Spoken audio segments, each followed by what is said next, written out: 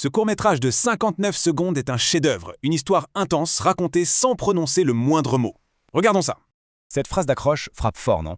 L'ambiance est posée. On part sur une vengeance d'une froideur absolue. Tout commence par une esthétique nostalgique, presque trompeuse. Cette ambiance chaleureuse masque parfaitement la tempête qui se prépare.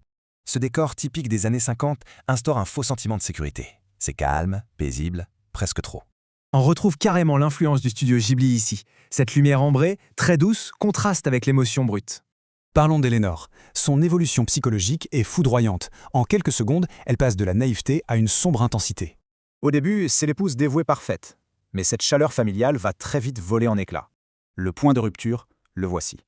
Tomber sur cette vieille lettre cachée fait tout basculer instantanément. La transformation est incroyable. Une seule larme coule, puis ce regard glacial. La machination se met en place. Le vrai génie, c'est le format. Condenser une telle charge émotionnelle en moins d'1 minute, c'est un exploit. Le rythme est chirurgical. Accroche, larmes, café, climax. Chaque seconde compte et pousse l'histoire vers l'inévitable. Pas un seul dialogue. Ce silence absolu rend la vengeance d'Eleanor tellement plus percutante, tellement plus glaciale. Son plan est diablement méthodique. Pas de cris, pas de drame. Juste une exécution silencieuse, étape par étape. Le détail qui tue, ajouter ce sucre qu'il déteste tant. C'est subtil, brillant et terriblement cruel.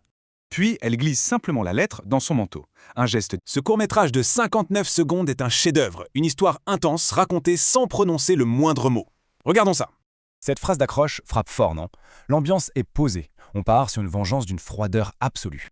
Tout commence par une esthétique nostalgique, presque trompeuse. Cette ambiance chaleureuse masque parfaitement la tempête qui se prépare.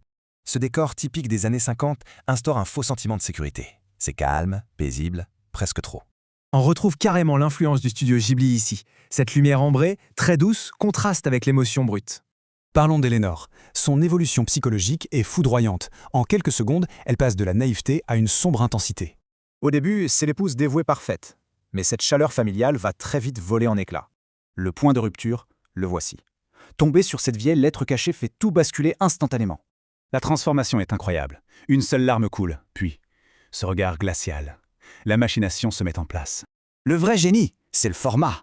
Condenser une telle charge émotionnelle en moins d'1 minute, c'est un exploit. Le rythme est chirurgical. Accroche, larmes, café, climax. Chaque seconde compte et pousse l'histoire vers l'inévitable. Pas un seul dialogue. Ce silence absolu rend la vengeance d'Eleanor tellement plus percutante, tellement plus glaciale. Son plan est diablement méthodique. Pas de cris, pas de drame.